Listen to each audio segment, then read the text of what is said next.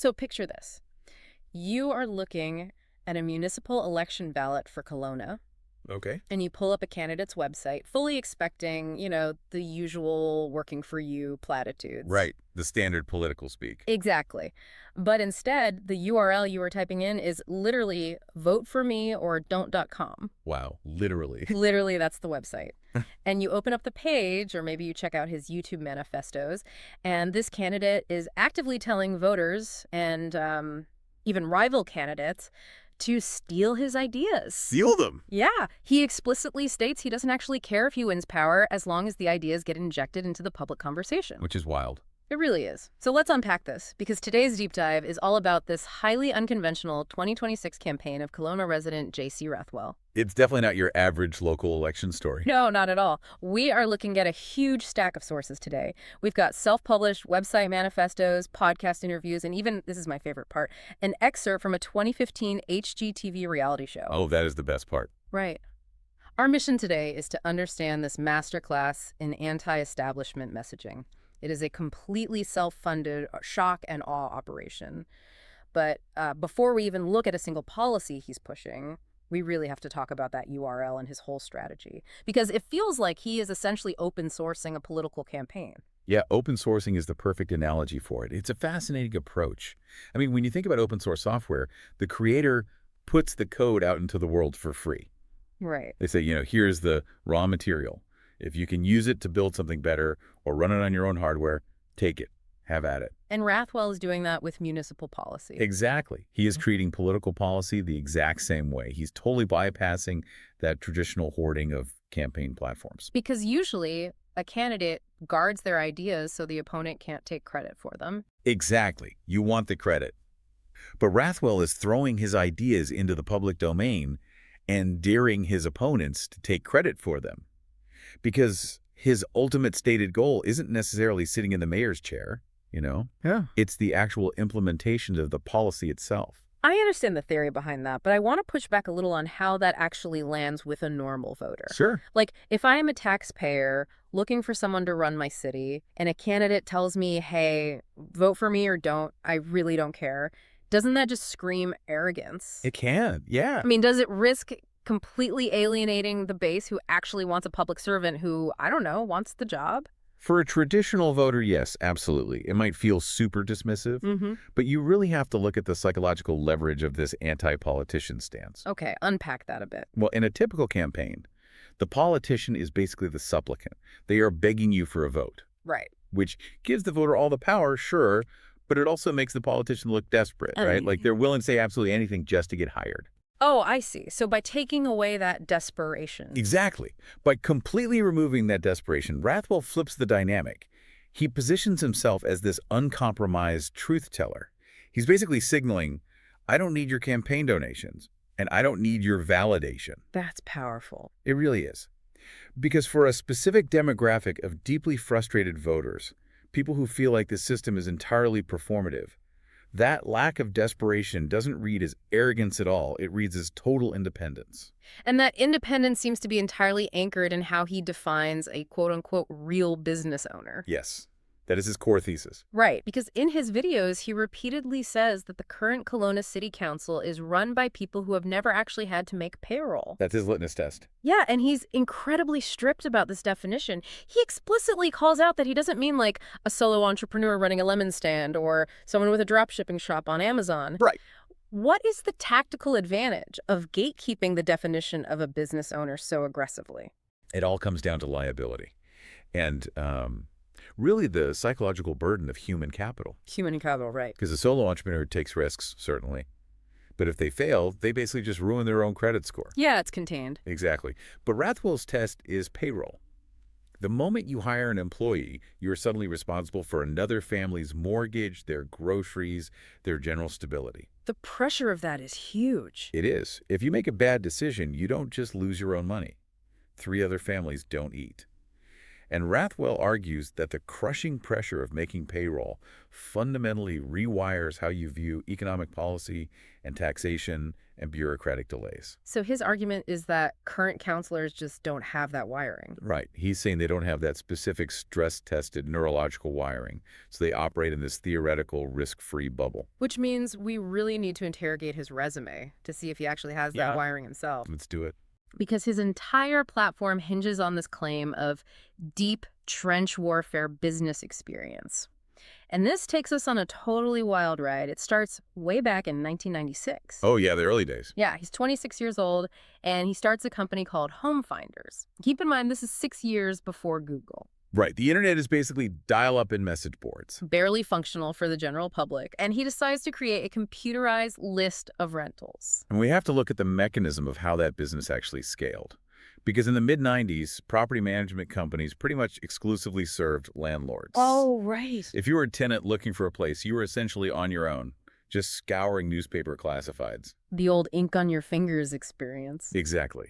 So Rathwell identified that massive data gap. He essentially brute-forced a computerized mashing system before the digital infrastructure for it even really existed. And then he franchised that cookie-cutter model into 50 offices across Canada. 50 offices. So by his early 30s, he is collecting royalties from 50 offices and is essentially semi-retired in Kelowna. Pretty good setup. Yeah, but the guy clearly cannot sit still. So he buys a 40-foot houseboat, right, just to hang out with his friends on the lake. As one does when they're semi-retired. Right. But by the end of the first day, his friends are so impressed with this boat that they are literally stuffing $100 bills into his pocket, telling him he should rent it out. Wow. So he scales up in a massive way.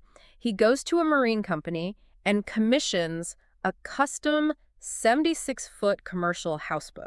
76 feet. That's enormous. It was so big, they had to close down the highway at 3 in the morning just to transport the thing. That's incredible. And the branding of this boat is where you really start to see his persona crystallize. He named it the Boardroom. Yes. And the origin of that name is highly calculated. Totally. He got the idea from watching a commercial for the second season of The Apprentice. Of course he did. Yeah. Donald Trump looks right at the camera and says, "If you build it, they will come. Take a shot." Take a shot. So Rathwell takes the shot, he builds this massive floating venue, and then parks it right at the Delta Grand Hotel. He essentially offers it to their corporate clients as this aquatic extension of their hotel boardrooms.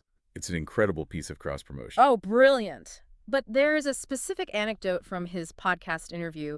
The book is called Inside the Business Mind that I really want to dissect here. Okay, let's hear it. He had a normal family of 4 booked on the boardroom for a cruise. Okay. Suddenly, the hotel manager runs down in an absolute panic and says, "Pop star Cher is here, and she wants to rent the boat right now." Oh, wow.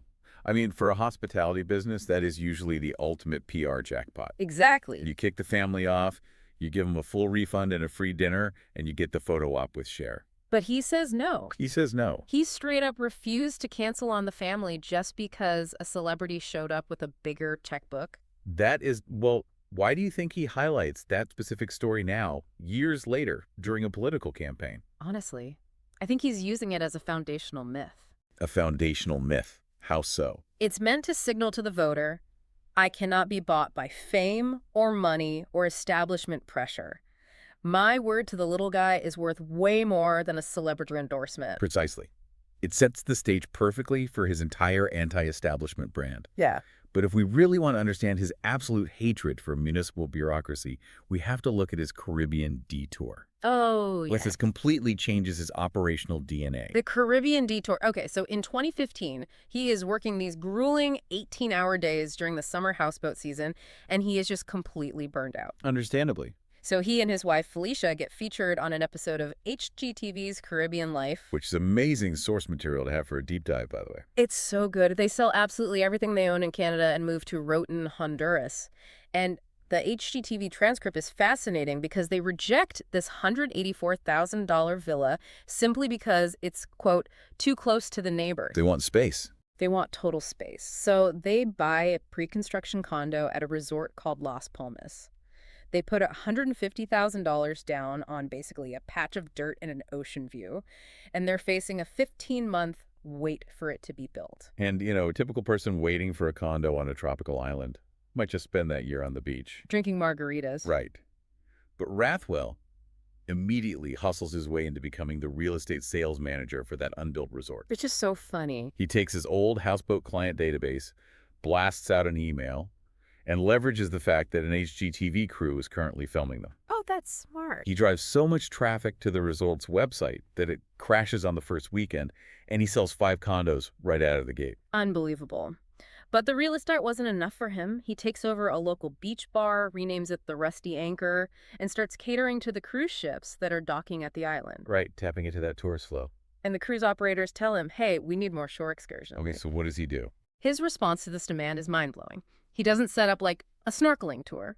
He orders 50 ATVs from China. 50. He leases 11 acres of untamed jungle. He brings in a massive Caterpillar tractor and literally bulldozes a path through snakes, deer, and dense foliage to build an ATV park. Wow. And within a year, it becomes the 3rd busiest excursion on the entire island. And this brings us to a really crucial analytical pivot. Okay. Because if building an ATV park in the Honduran jungle teaches you that bureaucracy is mostly just an illusion, something that you can literally bulldoze through, how does that mindset survive contact with Canadian municipal zoning laws? It doesn't. It completely crashes. And that is the Rosetta Stone for understanding this entire campaign. Exactly. When you operate in a developing nation with low regulation, you develop a very specific brute force problem-solving muscle. Yeah. You don't file environmental impact reports for a year. You lease the land, you buy a tractor, and you move the dirt. In his podcast, he actually calls setting up the Honduran corporation a learning by fire situation. Learning by fire. Yeah. And when your brain gets used to that level of raw, unfiltered autonomy, your tolerance for North American red tape drops to 0. Which perfectly explains what happens next.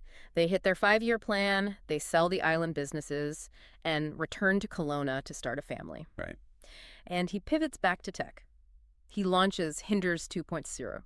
And this time, instead of 100 employees managing 50 cities like his first run, he uses AI automation to run the exact same footprint with just 2 staff members. Just think about the psychological impact of that efficiency leap. It's massive. It is. If you have figured out how to run a 50-city operation with just 2 people and an algorithm, and then you walk into a city hall packed with hundreds of administrators just pushing paper, your immediate reaction is going to be that the entire system is bloated and obsolete. And that leads us directly into his blunt force policy platform. Yes, it does. Because he wants to take that Honduran bulldozer and drive it straight through Kelowna's municipal budget. He really does. Let's look at that. Let's start with the salary swap. He points out on his channel that the Kelowna city manager makes over $380,000 a year, while city councilors make less than $60,000. A huge gap. Huge. So his solution is to just cut the city manager's salary down to $100,000 and use the remaining $280,000 to raise the councilor's pay to $100,000. Okay. He argues that $60K just isn't enough for a real business owner to step away from their company and stop making payroll. If you raise it to $100K, you make it financially viable to attract entrepreneurial talent to the council. So what is your read on the actual mechanics of that proposal? Functionally, it seems completely impossible under current labor laws. Right. You can't just unilaterally slash a contracted executive salary by 75% without triggering a massive severance payout. No, you definitely can't. Plus, have you looked at the market rate for managing $1 billion municipal infrastructure? You couldn't attract a mid-level regional director for $100,000, let alone a qualified city manager. Yeah, the math is tough. So my question for you is, does he actually think this is legally executable, or is it purely a populist bat signal? It is entirely a structural symbol. A symbol, okay. Yeah. By attacking that $380,000 salary, the actual mechanism of the cut almost doesn't matter to his base. Because they just want to see the attack. Exactly. He is tapping into a deep-seated frustration among small business owners who feel like they are taking all the financial risks in the economy while city bureaucrats get to enjoy these bloated, guaranteed salaries regardless of their performance. Right. It's a calculated strike against the establishment machine. And he brings that exact same bulldozer energy to social issues, too. Yes, he does. He bluntly states that Kelowna doesn't actually have a homelessness problem. It has a drug and soft-on crime problem. That's a very specific framing. Very. He views street homelessness as a deliberate choice the city is making through lenient policies. So his solution just bypasses complex social programs entirely in favor of strict enforcement. Which means? He wants mandatory treatment or jail for repeat offenders. Right. And then there is his stance on business protection. He vows to prevent any future business shutdowns, using the term pandemic, to describe the 2020 closures. Right. And he blames those closures on what he calls weak, woke city employees. Okay, we really need a pause here. Because when he uses hypercharged vocabulary like plandemic or rails against wokeness, we need to be clear to the listener that we aren't here to debate the politics. No, absolutely not. Or even the validity of those terms. Right. They are not taking a side on that. Huh? Our analytical focus for this deep dive is simply on why that specific language is being deployed. Right, why he chose those specific words. Exactly, because that vocabulary is an incredibly efficient sorting mechanism. In just 5 words, he signals to a very specific demographic of disillusioned voters that he is entirely outside the mainstream political consensus. It's an instant filter. It is. It immediately alienates a large portion of the electorate, sure, but it hyper-engages the specific voters he is targeting. And he backs up that language with a deeply personal grievance. He does. The car rental story. Yes. He talks about a time the city shut down his car rental business, and they even ticketed him for parking a car with the words "rent me" on the side of it, just parked on a public street. Unbelievable. He leverages that personal story to attack development cost charges, or DCCs, which he claims are crushing local builders and artificially inflating housing prices. Which, you have to admit, is a very effective rhetorical pivot. Oh, it's brilliant. He takes these abstract municipal fees and attaches them to a narrative of targeted government overreach against an honest entrepreneur. Making it personal always works. It does. But it is important to note that his platform isn't exclusively about dismantling the system. He does have a vision for building new infrastructure. Yes, the old mill shed project. Right. He wants to revitalize the waterfront into this Granville Island public market of Kelowna. Sounds nice. It does. He is envisioning 15 local restaurants, artisan vendors, weekend markets. But the catch is he wants them to operate free from what he considers ridiculous city fees. So basically, zero red tape. Exactly. He wants to bypass the zoning and permitting friction to create a pure, community-focused hub of local commerce. So here's the big question. How does a candidate with a history of international lawsuits, highly aggressive business tactics, and a platform built on dismantling City Hall deal with the inevitable opposition research? Oh, the dirt digging. Yeah. Because in traditional politics, a resume like his is a massive liability. Opponents will dig up every failed partnership and present it as a massive scandal. But his strategy for this is incredible. He treats radical transparency as an offensive weapon. An offensive weapon. Yes, he literally has a video titled "The Good, Bad, and the Ugly," where he proactively digs up his own dirt. He beats them to it. He completely beats them to it. Yeah. He talks openly about failed business partnerships. He specifically details going to court twice over a partnership dispute in Honduras, Right. noting that he sued the individual for defamation and slander and actually won. He even calls out a specific local media outlet, Castanet, criticizing them for running a negative story about a business disagreement the literal day before an election. He is completely bypassing the traditional media filter here. Totally. In a post-trust political era, where voters assume every politician is hiding something, vulnerability is no longer a defensive shield. It's a weapon. You know what it reminds me of? It reminds me of the final battle in the movie 8 Mile. Oh, right, with Eminem. Yeah. Eminem's character wins the rap battle by brutally insulting himself and listing all of his own flaws first. So there's nothing left for the other guy to say. Exactly. By the time he hands the mic over, his opponent is just standing there with zero ammunition. Rathwell's philosophy is explicitly, I'd rather say the truth first than let somebody else dig through it later and try to turn it into a weapon. It changes the entire frame of the conversation. I mean, in the past, a campaign would spend millions trying to bury a lawsuit or a failed venture. Shove it under the rug. Exactly. Yeah. But Rathwell frames his lawsuits and failures not as shameful secrets, but as the inevitable battle scars of someone who actually builds things. That's a great way to put it. The logic he presents to the voter is, if you have never been sued or never had a deal go south, you have never operated at a high enough level to make a real impact. It's the ultimate counter-narrative. I am not a polished, perfect politician, but I have the battle scars to prove I can survive. Exactly. So pulling all of this together for you, the listener, JC Rathwell's campaign is essentially a stress test for modern municipal politics. It really is. He is treating a local election exactly like a disruptive tech startup launch.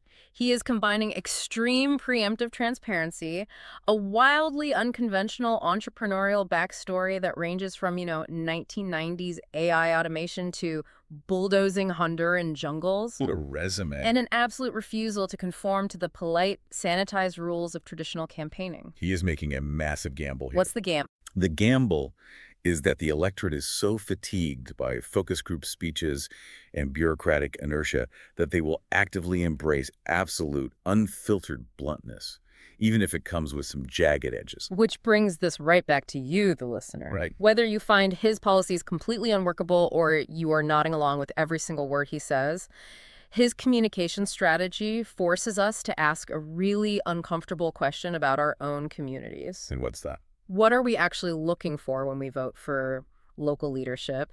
Do we want the safe, polished administrator who understands all the nuances of the zoning bylaws, or are we at a point where we want an unfiltered operator who is willing to break the machinery just to prove it needed fixing? It is a tension that is playing out in city halls everywhere right now. Mm-hmm. And it leaves us with a rather provocative thought about the mechanics of democracy moving forward. Let's hear it.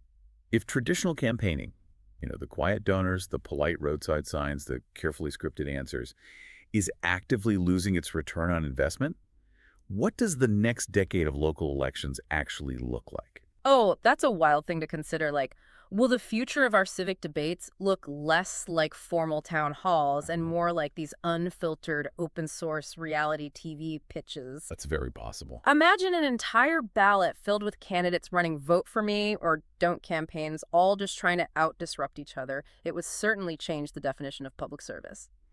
Thanks for joining us on this deep dive. We'll see you next time.